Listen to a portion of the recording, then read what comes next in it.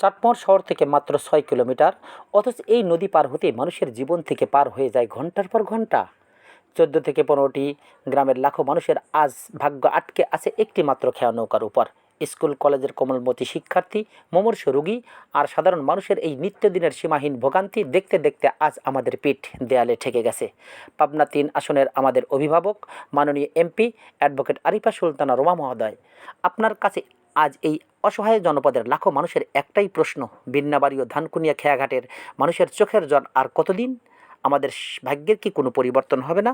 দর্শক, এটি কোনো কাল্পনিক নয়, এটি পাবনা জেলার চাটমোহর উপজেলার বিন্নাবাড়ি ও ধানকুনিয়া খেয়াঘাটের প্রতিদিনের বাস্তব আর নিষ্ঠুর চিত্র। একটু খেয়াল করে দেখুন, এই খেয়াঘাটকে কেন্দ্র করেই এখানে গড়ে উঠেছে একটি প্রাণবন্ত বাজার, একটি প্রাথমিক বিদ্যালয়, একটি বালিকা উচ্চ বিদ্যালয় এবং গ্রামীণ মানুষের চিকিৎসার একমাত্র ভরসা একটি ক্লিনিক।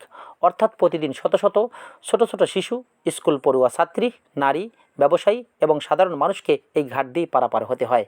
কিন্তু অত্যন্ত দুঃখের বিষয়, এখানে পারাপারের জন্য নৌকা আছে মাত্র একটি, যার উপর নির্ভর করেই 30 থেকে 35 হাজার লোক এই নৌকার উপর যাতায়াত করে, যার কারণে খেয়াঘাটে সবসময় উপচে পড়া ভিড় লেগে থাকে। শত শত মানুষকে ঘন্টার পর ঘন্টা রোদে পুড়ে বৃষ্টিতে ভিজে লাইনে দাঁড়িয়ে অপেক্ষা করতে হয় ওপারে যাওয়ার জন্য। চাটমোহর শহর এখান থেকে মাত্র 6 কিলোমিটার দূরে মনে হলেও নদী পারাপার হওয়ার এই চরম অব্যবস্থাপনার কারণে দূরত্বটা যেন হাজার মাইলের সমান মনে হয়। সবচেয়ে বড় মানবিক বিপর্যয় ঘটে তখন, যখন কোনো মুমূর্ষু রোগীকে নিয়ে স্বজনেরা হাসপাতালের দিকে রওনা হন। এই 14-15টি গ্রামের কোনো মানুষের রাতে বা দিনে হঠাৎ জরুরি চিকিৎসার প্রয়োজন হলে চাটমোহর সদরের হাসপাতালে নেওয়ার কোনো সহজ উপায় থাকে না। প্রসব বেদনা ওঠা কোনো মা কিংবা স্ট্রোক করা কোনো বৃদ্ধ রোগীকে এই ঘাটে এনে অসহায়ের মতো ফেলে রাখতে হয়। পেছনের গাড়ি ঘাটে এসে থমকে যায়, ওপারে যাওয়ার কোনো ব্যবস্থা থাকে না। চোখের সামনে প্রিয় মানুষটা ছটফট করে, কিন্তু একটা নৌকার অভাবে তাকে হাসপাতালে নেওয়া যায় না। কত রোগী যে হাসপাতালে পৌঁছানোর আগেই এই ঘাটে বসে ধুকে ধুকে শেষ নিঃশ্বাস ত্যাগ করেছে, তার কোনো হিসাব নেই।